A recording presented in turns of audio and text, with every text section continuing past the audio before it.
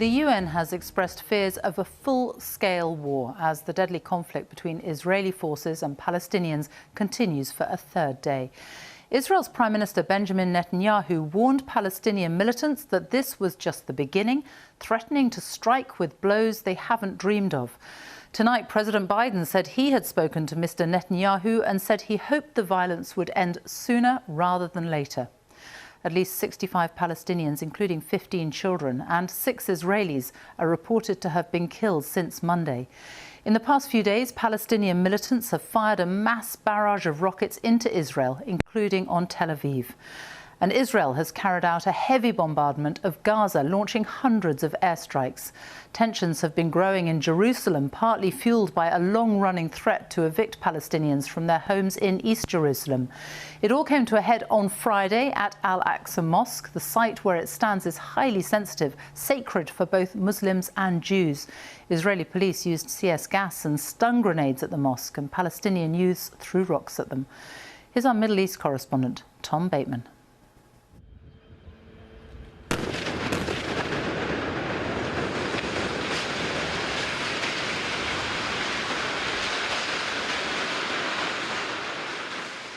The world's asking if the region's on the brink of war. People who work to this feel it's already here. Palestinians in Gaza faced the fiercest Israeli bombardment since the last all-out conflict. Israel says it's going after militant leaders. Some were killed in their homes. But civilians died in this strike, say Palestinian health officials. In Gaza, a territory under blockade, grief quickly turns to anger.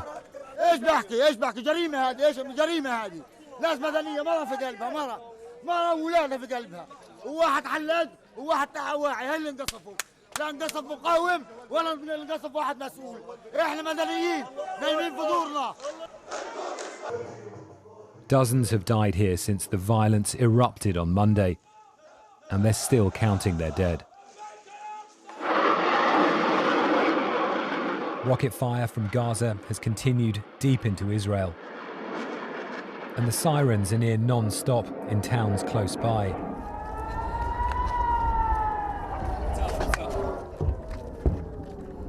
Whoa, okay, that's an interception. Let's get in. Jimmy. As we've heard airstrikes pound the Gaza Strip just a couple of miles away throughout the course of this morning into the afternoon. More retaliation, more fire from Gaza. Under fire, Asher and his son Maor ran for safe room. But their neighbour, an 89-year-old woman, didn't make it. She's seriously injured. Her carer died in the strike.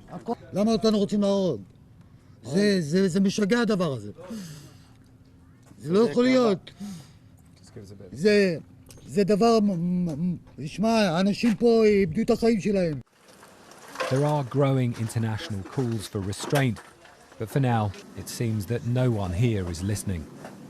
It is the intensity of these attacks that has led both sides to say they will step up their strikes in retaliation.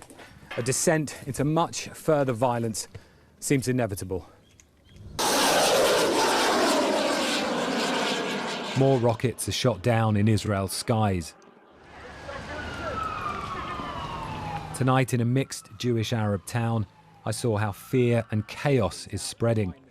Violence between Jews and Arabs inside Israel is spiralling. Here, Jewish extremists attack an ambulance and then check a car to see if Arabs or Jews are inside.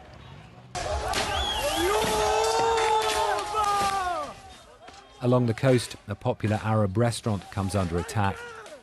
In another mixed town, a Jewish man is beaten by Arab Israelis. A synagogue has also been torched. Israel's leader calls it anarchy. A wave of anger that started in Jerusalem has spilled out to the occupied territories and into Israel itself. The country's engulfed in multiple flashpoints. It may be too late to contain it now. A curfew being enforced in one of those towns. It seems to be largely ineffective tonight. And Israel's Prime Minister Benjamin Netanyahu has said that he is now considering sending in army troops to some of those areas experiencing those kinds of confrontations. As to the wider military conflict, as you were saying, Sophie, the US President Joe Biden says that his expectation and hope is it should end sooner rather than later, while also saying that he believes Israel has the right to defend itself. But with more airstrikes pounding the Gaza Strip in the last couple of hours and more rocket fire within that time, that certainly seems, from this perspective, a long way off. Our Middle East correspondent Tom Bateman in Jerusalem. Thank you. Well, let's talk to Rushdie Abu Alof, who's in Gaza City. And what's the situation there tonight? The sound of bombs and airstrikes are continue shortly after midnight here in Gaza. It's been the longest day of fighting since years. Israel hit hundreds of targets, and Hamas, the militancy group, fired hundreds of rockets. This situation is leaving this place in a very grim sort of picture. People are suffering from the sound of sonics, the sound of bombing, a very angry and shocking mood to see the scale of destruction around the Gaza Strip after this very long day and very long night of fighting. And it doesn't seem the night is over yet. In the last 5 minutes, the Israeli airplanes have targeted a place in Khan Yunis. They are talking about also casualties in the place, and the latest Health Ministry figure is talking about more than 60 people killed. Half of them are civilians. Rushdie Abu Alof, thank you very much. Well, it's the worst violence in the region for 7 years. Tensions have been mounting in Jerusalem throughout the holy month of Ramadan. Our correspondent Caroline Hawley looks at what has sparked this deadly confrontation. The conflict between Israelis and Palestinians hasn't made headlines in recent years, but it's been a tinderbox waiting to explode. The spark, Jerusalem, a city of sacred sites and simmering tensions, the heart of the conflict. And now, with depressing familiarity, it's ignited violence once again. So what's behind the latest escalation? Palestinian anger has been mounting for weeks. There have been clashes over a threat to evict dozens of families from their homes in Israeli-occupied East Jerusalem in favour of Jewish settlers. There's also been trouble between Israeli police and Palestinians infuriated by restrictions on them gathering at the entrance to the old city at sunset. And then, on the last weekend of Ramadan, came clashes at Al-Aqsa Mosque, where Israeli security forces said Palestinians had been throwing stones. On Monday, Israel accused worshippers of preparing to attack a planned march by Israeli hardliners, and troops stormed into the holy compound. Hamas, which rules the Gaza Strip, is now portraying itself as the protector of Jerusalem, the defender of Muslim worshippers. It's called its barrages of rocket fire Operation Sword of Jerusalem.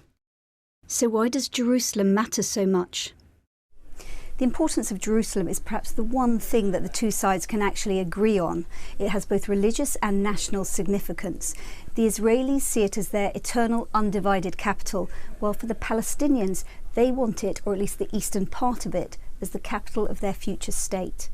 But this latest escalation has gone way beyond Jerusalem. It's revived memories of the war in Gaza in 2014, which left more than 2,000 Palestinians and dozens of Israelis dead.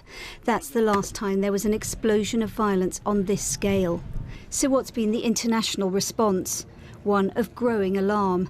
The UN Secretary-General said peace talks were the only way forward and must be revived. Boris Johnson and the Americans urged Israelis and Palestinians to step back from the brink. We believe Palestinians and Israelis equally deserve to live with safety and security. And we'll continue to engage with Israelis, Palestinians, and other regional partners to urge de-escalation and to bring calm. But for now, neither side show the slightest sign of backing down.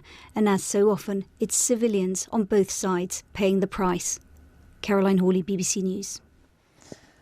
And there's more explanation of what's happening on the BBC News website. That's bbc.co.uk/news.